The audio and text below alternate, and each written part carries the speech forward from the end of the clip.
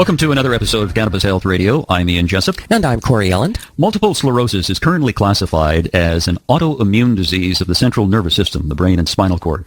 MS is unpredictable and can cause symptoms such as extreme fatigue, lack of coordination, weakness, tingling, impaired sensation, vision problems, bladder problems, cognitive impairment, and mood changes. Canada, surprisingly, has one of the highest MS rates in the world. Conventional medicine is of the opinion that there is no cure for MS.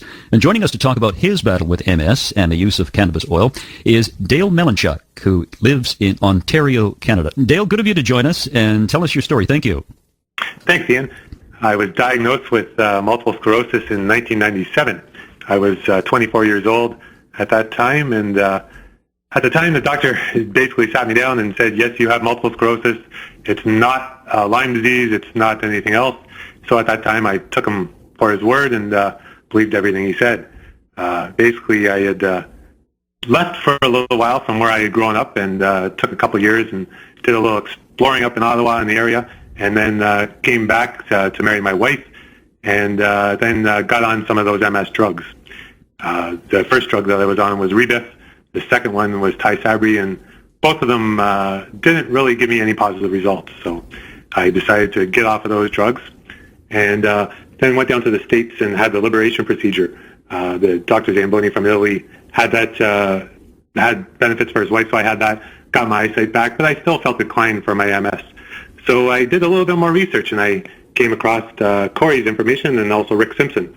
And looking into it a little bit further, I had always believed that I had Lyme disease. So researching it, I found some information about Lyme disease and Rick Simpson oil and saw people benefiting from that, so I thought I'd give it a try.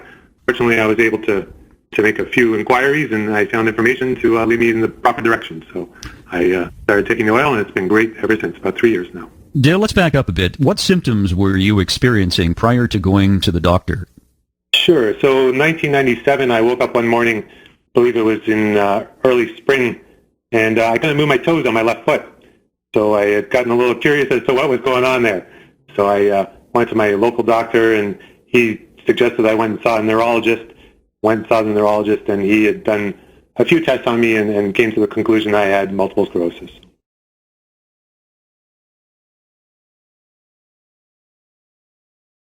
What happens is if the medical profession cannot determine an exact cause of the specific disease, they put it under the umbrella of autoimmune disease. And it could be, we interviewed a woman from Washington State yesterday who had anal canal cancer, and she was very healthy in terms of what she did to keep herself healthy prior to her diagnosis. And she was indicating, even though she did all those things, the tests on her immune system showed that her immune system was somewhat weak. Did I get that right, Corey? You did, yes. Yeah. So she had a weak immune system, and that's why she got cancer. Yeah. You may be in a similar position where no matter what you did, your immune system was weak, therefore you picked up what is described now as multiple sclerosis. So if you keep doing what you're doing, keep taking the cannabis oil and vaping, you may find over an extended period that you might be getting better and better. I'm hoping so, absolutely. You know, the more research that I do as well, I find out about the endocannabinoid system in the human body. I start looking at cancer rates in human beings, and when you go back, before government ended up eradicating hemp and cannabis, you know, our farm animals would be eating these wild plants and passing the cannabinoids on to the human body. And I strongly believe that that's probably a reason why cancer rates were so low back then compared to nowadays.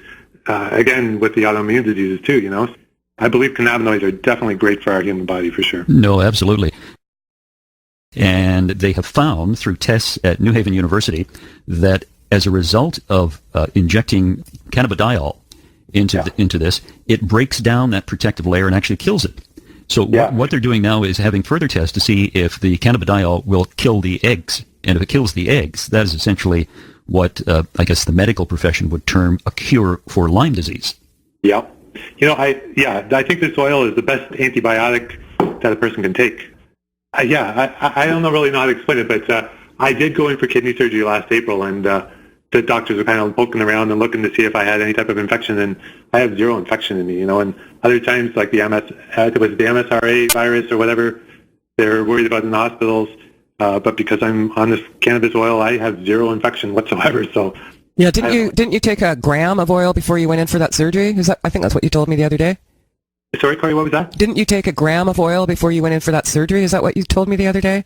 Yeah, exactly. Yeah. I was laying on the stretcher in the waiting room, and I had my wife give me a gram of oil there before I went in for the operation, and it came through smoothly. And with no infection or a lot of pain or anything like that. Yes, great. A gram of oil. That's fantastic. That'll set you right up. Yeah, that's right. What I started with, right?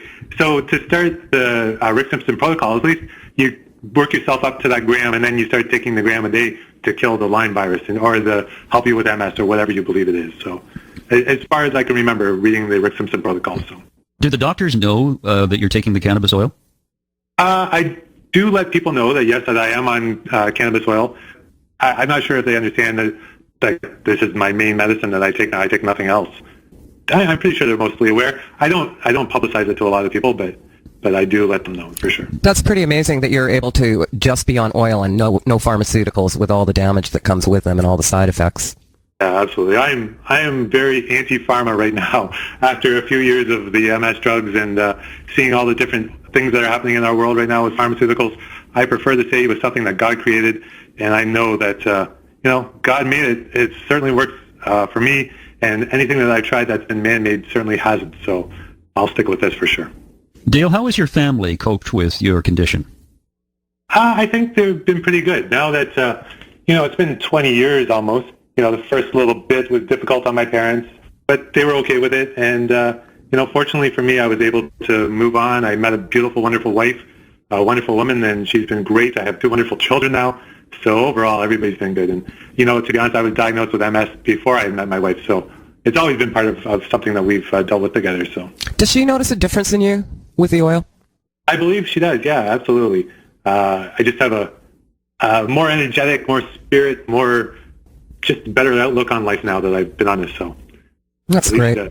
Yeah, you sound energetic. Mm-hmm. I mean, compared to Corey, what you were saying earlier, and how when you first talked to him, he sounded. It was pretty low energy. Yeah. Yeah. It's pretty hard to wipe the smile off my face right now. That's for sure. Yeah, that's great. Well, it'd be interesting. Do you talk to other MS patients about what your protocol is? Yeah, I try and let other people know. Again, I'm on Facebook, so I have about 450 or 500 MS friends on there. So I post information all the time about it and talk to others. And I see other people have tried it as well. I see others sometimes giving up on it a little bit quicker than they should, or others having difficulties coming up with the money to be able to take this because, of course, our government's not helping in any way whatsoever, or insurance companies or anything like that. So it gets difficult for some people, but I do try and let people know and let them know the positive experiences I have for sure. The gateway drug. The gateway drug. Yeah, nothing could be further from the truth. I'm 44 years old now, and I think the first time I used marijuana was when I was 17, and I never used anything ever between then and now, so there's no gateway for me. Mm-hmm. So. If you talk to, and Corey, you probably verify this, if you talk to 100 people about the use of cannabis, you're going to get probably 80% might be receptive, the other 20% say, no way, I'm not taking that. Yeah, it's the same with taking cannabis oil by suppository as opposed to taking it orally.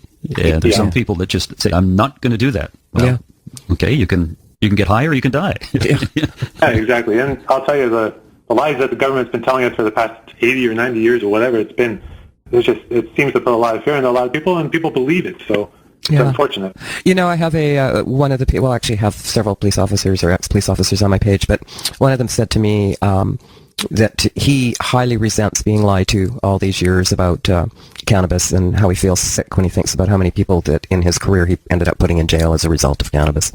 Yeah, absolutely. And, just recently there's a patient with Parkinson's who was an ex-cop.